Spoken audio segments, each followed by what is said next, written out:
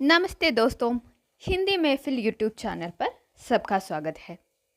നമ്മൾ ഇന്ന് ചർച്ച ചെയ്യാൻ പോകുന്നത് ബേസിക്സ് ഓഫ് ചന്ദിൻ്റെ പാർട്ട് 2 ആണ്. പാർട്ട് 1 നമ്മൾ ഓൾറെഡി ചർച്ച ചെയ്തു.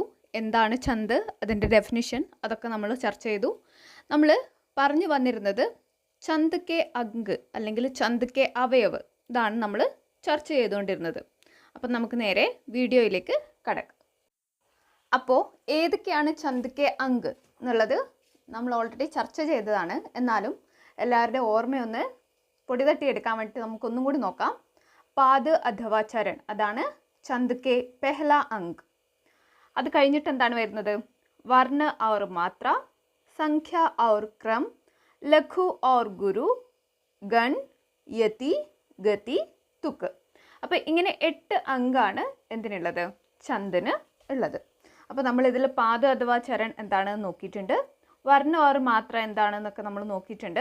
ഇനി നമ്മൾ അടുത്തത് നോക്കുന്നത് ലഘു ഔർ ഗുരു ആണ്. സംഖ്യ ഔർ ക്രം, അത് ഇതിൻ്റെ ഇടയിൽ നമ്മൾ സംസാരിക്കും.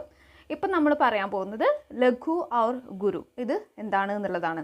അപ്പോൾ നോക്കിക്കോളൂ, എന്താണ് ലഘു ഔർ ഗുരു നോക്കിക്കോളൂ. ചന്ദ് ശാസ്ത്ര में ह्रस्व को लघु और दीर्घ को गुरु माना गया है. ഹ്രസ്വ എന്താണെന്ന് നമ്മൾ നോക്കി, ദീർഘ എന്താണെന്ന് നോക്കി. അ, ഇ, ഉ, ഋ, ഈ 4 ലെറ്റേഴ്സാണ് എന്ത് ലഘു ആയിട്ട് നമ്മൾ കണക്കാക്കുന്നത് അല്ലേ. അതല്ലാതെ ബാക്കി എല്ലാം ആ, ഇ, ഉ, ഋ, ഈ 4 അക്ഷരങ്ങൾ ഒഴിച്ചിട്ടുള്ള ബാക്കി എല്ലാ അക്ഷരങ്ങളും ഹിന്ദിയിൽ ഗുരു ആണ്. ഓക്കെ, ഗുരു സ്വർ ആണ്. അപ്പോൾ ഇതിന് ഏത് സിമ്പൽ വെച്ചിട്ടാണ് നമ്മൾ ഡിനോട്ട് ചെയ്യുന്നത് എന്നുള്ളതും പറഞ്ഞിട്ടുണ്ട്. ലഘു എന്ന് പറയുന്ന ലെറ്ററിന് അല്ലെങ്കിൽ ലഘു ആയിട്ടുള്ള സ്വരങ്ങൾക്ക് നമ്മൾ എന്താണ് ഒരു ഐ അല്ല, ഇംഗ്ലീഷിലെ ഒരു ക്യാപിറ്റൽ ലെറ്റർ ഐ പോലെയുള്ള ഒരു ഫുൾ സ്റ്റോപ്പ് പോലെയുള്ള സിമ്പിളാണ് നമ്മൾ യൂസ് ചെയ്യുന്നത്. Okay, I. അതിൻ്റെ സംഖ്യ എന്ന് പറയുന്നത് 1 ആണ് കേട്ടോ. നമ്മൾ കൗണ്ട് ചെയ്യുമ്പോൾ അതിൻ്റെ സംഖ്യ എത്രയായിട്ട് എടുക്കണം? 1. ഓക്കെ, അങ്ങനെയാണ് എടുക്കേണ്ടത്. അതേപോലെ ദീർഘസ്വർ, ഓക്കെ, ആ, ഇ, ഉ, ഋ കഴിഞ്ഞിട്ടുള്ള ബാക്കി എല്ലാ ലെറ്റേഴ്സും എന്താണ് ഹിന്ദിയിൽ ദീർഘമാണ്. ഓക്കെ, അതിനെ ഗുരു എന്നാണ് പറയുന്നത്. അതിനെ യൂസ് ചെയ്യുന്ന സിമ്പലാണ് എന്ത്? എസ്. ഓക്കെ, നമ്മൾ ഇംഗ്ലീഷിൽ എസ് എഴുതില്ലേ, ക്യാപിറ്റൽ ലെറ്റർ എസ്, അതാണ് എന്ത്? അതാണ് ഇതിൻ്റെ സിമ്പൽ. അപ്പോൾ ലഘു എന്നുള്ളത് ഐ അല്ലെങ്കിൽ ഫുൾ സ്റ്റോപ്പിൻ്റെ സിമ്പലും ഗുരു എന്നുള്ളത് എസ്, ഇംഗ്ലീഷ് ലെറ്റർ അല്ലെങ്കിൽ ഇംഗ്ലീഷിലെ ക്യാപിറ്റൽ ലെറ്റർ എസ് പോലെ ഉള്ള ഒരു സിമ്പലുമാണ് നമ്മൾ യൂസ് ചെയ്യുന്നത്. ഓക്കെ, ഇനി എങ്ങനെയാണ് ഈ ലഘു അല്ലെങ്കിൽ ലഘു ഏതൊക്കെയാണ് എങ്ങനെയാണ് എന്നൊക്കെ ഉള്ള കുറച്ച് നിയമങ്ങളുണ്ട്. ഓക്കെ, ഏതിനൊക്കെ നമ്മൾ ലഘുവിൻ്റെ 1 എന്നുള്ള കൗണ്ട് കൊടുക്കണം അല്ലെങ്കിൽ ഏതിനൊക്കെ 2 എന്നുള്ള കൗണ്ട് കൊടുക്കണം, അതിന് കുറച്ച് നിയമങ്ങൾ പറയുന്നുണ്ട്. ഓക്കെ, ആ നിയമങ്ങൾ എന്താണ് എന്നുള്ളതാണ് നമ്മളിനി നോക്കാൻ പോകുന്നത്. അപ്പോൾ എൻ്റെ കൂടെ വന്നോളൂ. ഇതിൽ നമ്മൾ ആദ്യം നോക്കുന്നത് ലഘു. ഇത് വളരെ ഇമ്പോർട്ടൻ്റ് ആയിട്ടുള്ള നിയമമാണ്. നിങ്ങളൊരു 5-6 തവണ ഇത് വായിച്ച് തന്നെ പഠിച്ചോളൂ. നോക്കിക്കോളൂ, ഒന്നാമത്തെ നിയമമാണ് ലഘു. ലഘു അല്ലെങ്കിൽ 1 എന്നുള്ള സംഖ്യ നമ്മൾ ഇട്ട് കൊടുക്കേണ്ടത് 2 നിയമം അനുസരിച്ചിട്ടാണ്. അതിൽ ഒന്നാമത്തെ നോക്കൂ, അ, ഇ, ഉ, ഋ. ये ह्रस्व स्वर और इन ह्रस्व स्वरों से युक्त व्यंजन लघु माने जाते हैं. ഓക്കെ, അപ്പോൾ അത് മനസ്സിലായല്ലോ. ആ, ഇ, ഉ, ഋ, ഇത് 4ഉം എന്താണ് ഹിന്ദിയിലെ ഹ്രസ്വ സ്വരങ്ങളാണ്. ഈ ഹ്രസ്വ സ്വരത്തോട് കൂടിയിട്ടുള്ള വ്യഞ്ജനാക്ഷരങ്ങളും എന്താണ് ലഘു ആയിട്ടാണ് കണക്കാക്കേണ്ടത്. അപ്പം നമുക്ക് ഒരു ദോഹ തന്നു അല്ലെങ്കിൽ ഒരു സോറട്ട തന്നു അല്ലെങ്കിൽ വേറെ ഏതെങ്കിലും ഒരു ചന്ത് തന്നു. അപ്പം നമ്മൾ കൗണ്ട് ചെയ്യുമ്പോൾ ഇതിന് നമ്മൾ 1 എന്നുള്ള നമ്പറാണ് ഇട്ട് കൊടുക്കേണ്ടത്. ഓക്കെ, മനസ്സിലായല്ലോ.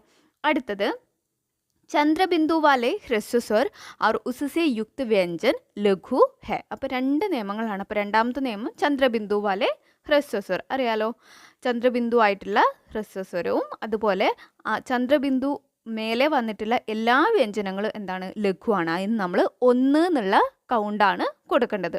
ഓക്കെ, 2 എന്ന് ഇടരുത്, 1. അപ്പോൾ ഈ 2 കാര്യത്തിന് നമ്മൾ എന്തിടണം? 1 എന്നുള്ള ഒരു സംഖ്യ അല്ലെങ്കിൽ അതാണ്, അങ്ങനെയാണ് നമ്മൾ കൗണ്ട് ചെയ്യേണ്ടത്. ഓക്കെ, അടുത്ത നോക്കിക്കോളൂ, ഗുരു. ഗുരു എന്ന് പറയുന്നത് അല്ലെങ്കിൽ 2 എന്നുള്ള നമ്പർ നമ്മൾ ഇട്ട് കൊടുക്കേണ്ടത് 5 നിയമങ്ങൾ അനുസരിച്ചിട്ടാണ്. ഇതും വളരെ ഇമ്പോർട്ടൻ്റ് ആണ്. നമുക്ക് ദോഹ ഏതാണ് അല്ലെങ്കിൽ ഇത് ഏത് ചന്താണ് എന്നുള്ളത് കണ്ടുപിടിക്കണമെങ്കിൽ ഈ നിയമം മസ്റ്റായിട്ട് നിങ്ങൾ ഓർത്ത് വെച്ചേ പറ്റുള്ളൂ. അപ്പോൾ നോക്കിക്കോളൂ, ഗുരു, ആ, ഇ, ഉ, എ, आई ओ औ। ये दीर्घ स्वर और इन स्वरों से युक्त व्यंजन गुरु है. ഓക്കെ, അപ്പോൾ ഹ്രസ്വ സ്വരങ്ങളല്ലാത്ത ബാക്കി എല്ലാം, ഓക്കെ, ബാക്കി എല്ലാം എന്ന് പറയുമ്പോൾ ഞാൻ ഇതിനകത്ത് ഒന്നും ഇട്ടിട്ടില്ല കേട്ടോ, ഒന്നും ഇട്ടിട്ടില്ല. അപ്പോൾ അതൊക്കെ എന്താണ്, വ്യഞ്ജൻ ഗുരുവാണ് കേട്ടോ. അതിന് നമ്മൾ എസ് എന്നുള്ള സിമ്പൽ കൊടുക്കുക, അല്ലെങ്കിൽ 2 എന്നുള്ളതായിട്ടാണ് കൗണ്ട് ചെയ്യേണ്ടത്. രണ്ടാമത്തെ നോക്കിക്കോ, ജിസ് വർണ്ണ പർ അനുസ്വാർ ഹെ വോ ഗുരു ഹെ. ഓക്കെ, അപ്പോൾ അനുസ്വാർ ഏതാണെന്ന് അറിയാലോ. ഉദാഹരണം ഇവിടെ കൊടുത്തിട്ടുണ്ട്, വൻഷ്. ഓക്കെ, വൻഷ് എന്നുള്ളതിൽ വായുടെ മേലെ ഒരു ബിന്ദി ഇട്ടിട്ടുണ്ട് അല്ലേ.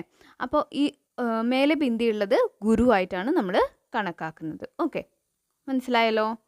വൻഷ് എന്നുള്ള ഉദാഹരണം എടുക്കുകയാണെങ്കിൽ മേലെ ബിന്ദിയുള്ള വം എന്ന് പറയുന്നത് അത് ഗുരുവാണ്. ക്ലിയർ ആയല്ലോ. ചന്ദ്രബിന്ദി വരുന്നത് ലഘുവാണ്, ഒന്നായിട്ടാണ് കൗണ്ട് ചെയ്യേണ്ടത്. അതേപോലെ അനുസ്വാർ എന്ന് പറയുന്നത് എന്താണ്, ഗുരു, അല്ലെങ്കിൽ 2 ആയിട്ടാണ് കൗണ്ട് ചെയ്യേണ്ടത്. മൂന്നാമത്തെ നോക്കിക്കോളൂ, വിസർഗയുക്ത വർണ്ണ ഭി ഗുരു ഹോത്താ ഹെ. വിസർഗയുക്ത വർണ്ണ ഭി ഗുരു ഹോത്താ ഹെ. അപ്പോൾ വിസർഗം ഏതിനകത്താണോ ഉള്ളത് ആ വിസർഗമുള്ള വർണ്ണങ്ങളും എന്താണ്, ഈ കഴിഞ്ഞിട്ട് അഹ ഉണ്ടല്ലോ അല്ലേ, അത് ആ വിസർഗം വരുന്നതും കൂടെ എന്താണ്, ഗുരുവാണ്. ഇനി സംയുക്ത വर्ण के पहले का लघु ഗുരു ബൻതാ ഹെ. ഓക്കെ, നോക്കോളൂ, വളരെ ഇമ്പോർട്ടൻ്റ് ആണ്. സംയുക്ത വർണ്ണക്കെ പെഹലെ കാ ലഘു ഗുരു ബൻതാ ഹെ. ഇപ്പോൾ ഒരു ഉദാഹരണം നോക്കിക്കോളൂ. ധർമ്മ ശബ്ദമേ ധ ഗുരുവാണ്. അപ്പോൾ ധർമ്മ എന്നുള്ളതിൻ്റെ രണ്ടാമത്തെ ലെറ്റർ നോക്കൂ, ഒരു സംയുക്ത ലെറ്റർ ആണ് അല്ലേ. അതിനകത്ത് റ ഉണ്ട്, മാ ഉണ്ട്. അതിൻ്റെ മുന്നിൽ വരുന്ന ധ എന്ന് പറയുന്നത് ശരിക്കും ലഘുവാണ് ആണല്ലോ. ധ എന്ന് പറയുന്നത് ലഘുവാണ്. അപ്പോൾ സംയുക്ത വ്യഞ്ജനങ്ങൾക്ക് മുന്നേ വരുന്ന എല്ലാ ലെറ്റേഴ്സും അല്ലെങ്കിൽ എല്ലാ സ്വരങ്ങളും എന്തായി മാറുന്നുണ്ട്, അത് ഗുരു ആയിട്ടാണ് മാറുന്നത്. അപ്പോൾ നിങ്ങൾക്ക് സംശയം തോന്നും, ഇത് ധയല്ല, അപ്പോൾ നമുക്ക് ഒന്നായിട്ട് കൗണ്ട് ചെയ്യാം, നമ്മൾ പഠിച്ചല്ലോ. അങ്ങനെയല്ല, അതിന് തൊട്ട് ശേഷം എന്താണ്, സംയുക്ത വ്യഞ്ജനാണ് വന്നിട്ടുള്ളത്. അപ്പോൾ ആ സംയുക്ത വ്യഞ്ജൻ മുന്നേയുള്ള എല്ലാ ലെറ്റേഴ്സും എന്താവും, ലഘു ആയിക്കോട്ടെ എന്തും ആയിക്കോട്ടെ അത് ഗുരു തന്നെ ആയിരിക്കും. ഓക്കെ, ഇനി അടുത്തത് ഹലന്ത് കെ പൂർവ് കാ ലഘു വർണ്ണ ഗുരു ബൻ ജാത്താ ഹെ. ഓക്കെ, ഹലന്ത് കെ പൂർവ് കാ ലഘു വർണ്ണ ഗുരു ബൻ ജാത്താ ഹെ. അതിൻ്റെ ഉദാഹരണം നോക്കോളൂ, സത്ത്. ഓക്കെ, സത്ത് എന്നുള്ളതിൻ്റെ ത എന്ന് പറയുന്നത് എന്താണ്, അത് ഹലന്താണ് അല്ലേ. അപ്പോൾ ആ ഹലന്തിന് മുന്നേ വരുന്ന ലെറ്റർ എന്തായി മാറും, സംയുക്ത വ്യഞ്ജനല്ല, അത് ഗുരു ആയിട്ടാണ് മാറുന്നത്. അതായത് നമ്മൾ അതിന് 2 എന്നുള്ള നമ്പറാണ് കൊടുക്കേണ്ടത്. ക്ലിയർ ആയല്ലോ. ഒന്നും കൂടി നോക്കിക്കോളൂ, ആ ഇ ഉ എ ഐ ഓ ഔ. ये ദീർഘസ്വർ और इन स्वरों से युक्त व्यंजन गुरु है. ഇവരൊക്കെ എന്താണ്, ദീർഘസ്വരങ്ങളാണ്. അതിനോട് യുക്തമായിട്ടുള്ള വ്യഞ്ജനങ്ങൾ ഗുരു ആണ്, അല്ലെങ്കിൽ 2 എന്നുള്ള കൗണ്ടാണ് നമ്മൾ കൊടുക്കേണ്ടത്. രണ്ടാമത്തത് അനുസ്വാർ. എല്ലാ അനുസ്വാറും എന്താണ്, ഗുരുവാണ്. വിസർഗം എന്താണ്, ഗുരുവാണ്. അതേപോലെ സംയുക്ത വർണ്ണങ്ങൾക്ക് മുന്നേയുള്ള ലെറ്റേഴ്സ് എന്താവും, ലഘു എല്ലാം ഗുരു ആയിട്ടാണ് മാറുന്നത്. അതേപോലെ ഹലന്തിൻ്റെ മുന്നിലുള്ള എല്ലാ ലഘുവർണ്ണങ്ങളും എന്താണ്, ഇതാവും ഗുരു ആയി മാറും, അല്ലെങ്കിൽ 2 ആയിട്ടാണ് നമ്മൾ കൗണ്ട് ചെയ്യേണ്ടത്. ഓക്കെ, അത് മനസ്സിലായി കാണുമെന്ന് വിചാരിക്കുന്നു. ഇനി അടുത്ത അങ്ക് എന്താണെന്ന് നോക്കാം. ഓക്കെ, അടുത്തത് ഗൺ ആണ്. ഓക്കെ, എന്താണ് ഗൺ? മാത്രാओं एवं वर्णों की गणना को संख्या कहते हैं. അപ്പോൾ സംഖ്യ ഏവം ക്രം നമ്മൾ മുന്നേ പറഞ്ഞിട്ടുണ്ടായിരുന്നില്ല, അത് എന്താണെന്ന് നോക്കോളൂ. മാത്രാओं एवं वर्णों की गणना को संख्या कहते हैं. ഓക്കെ, ഒരു ദോഹ ആയിക്കോട്ടെ അല്ലെങ്കിൽ ഏതെങ്കിലും ഒരു ചന്ത് കിട്ടിക്കഴിഞ്ഞാൽ അതിൽ മാത്രകൾ ഉണ്ടാവും അല്ലെങ്കിൽ വർണ്ണങ്ങൾ ഉണ്ടാവും. അതൊക്കെ നമ്മൾ കൗണ്ട് ചെയ്യുന്നതിനെയാണ് സംഖ്യ എന്ന് പറയുന്നത്. തഥാ ലഘു ഗുരു മാത്രാओं के स्थान निर्धारण को क्रम. ഓക്കെ, ലഘു ഗുരു മാത്രാओं के स्थान निर्धारण को क्रम कहते हैं. അപ്പം സംഖ്യ ഏവം ക്രം എന്താണെന്ന് മനസ്സിലായല്ലോ. അപ്പോൾ इसी प्रकार संख्या एवं क्रम की सुविधा के लिए 3 वर्णों को एक गण माना गया है. വർഷവും എന്നാണ് എഴുതിയിട്ടുള്ളത്, വർണ്ണ ആണ് കേട്ടോ അത്. ഓക്കെ, അപ്പോൾ ഈ സംഖ്യ ഉണ്ട്, അതേപോലെ ക്രം ഉണ്ട്.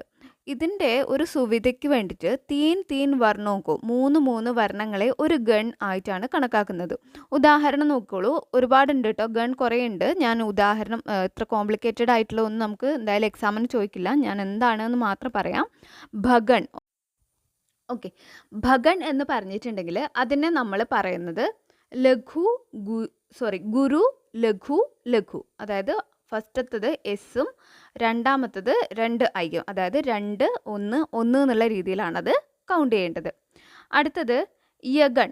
യഗൺ എന്ന് പറഞ്ഞിട്ടുണ്ടെങ്കിൽ അത് നമ്മൾ ലഘു ഗുരു ഗുരു ISS 1 2 2 അങ്ങനെയാണ് നമ്മളത് കൗണ്ട് ചെയ്യേണ്ടത്. അതത്ര ഇമ്പോർട്ടൻ്റ് അല്ല, ഞാൻ ജസ്റ്റ് പറഞ്ഞു എന്നേ ഉള്ളൂ.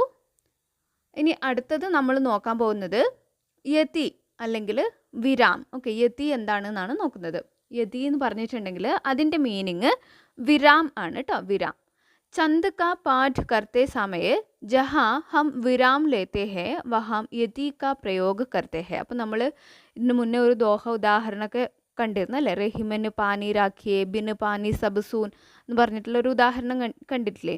അപ്പോൾ റഹിമന് പാനി രാഖിയ, അവിടെ നമ്മളൊരു വിരാം ഇടുന്നുണ്ട്, ഒരു കോമ ഇടുന്നുണ്ട്. അതുപോലെ ബിന് പാനി സബ്സൂൻ, അവിടെ നമ്മളൊരു വിരാം ഇടുന്നുണ്ട്. അങ്ങനെയുള്ള വിരാമങ്ങളെയാണ് അല്ലെങ്കിൽ ആ ഒരു പോസിനെയാണ് എന്ത് പറയുന്നത്? വിരാം അല്ലെങ്കിൽ യതി എന്ന് പറയുന്നത്.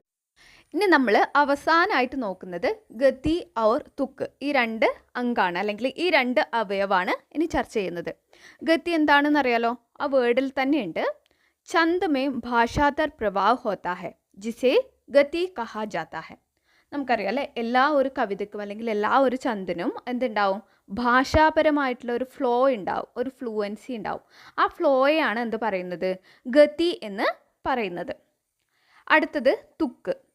छंद के चरण के अंत में आने वाले वर्णों की आवर्ती को तुक कहते हैं. ഓക്കെ, എല്ലാ ചന്ദിൻ്റെയും ചരൺ, ഓരോ ചരണത്തിൻ്റെയും അവസാനം വരുന്ന വർണ്ണങ്ങളുടെ ആവൃത്തി, ലെറ്റേഴ്സിൻ്റെ റിപ്പീറ്റേഷൻ ഉണ്ട്. നിങ്ങൾക്ക് ഇംഗ്ലീഷിലൊക്കെ റൈമിംഗ് വേർഡ്സ് ഒക്കെ അറിയാമായിരിക്കും അല്ലേ? അപ്പോൾ അവസാനത്തെ വേർഡിൽ ഒരു എന്താണ് റിപ്പീറ്റേഷൻ വരുന്നുണ്ട്. ഇതിനെയാണ് എന്ത് പറയുന്നത്? തുക്ക് എന്ന് പറയുന്നത്. അപ്പോൾ ഇത്രയേ ഉള്ളൂ ചന്ദ് കെ അംഗ് അല്ലെങ്കിൽ ചന്ദ് കെ അവയവ്.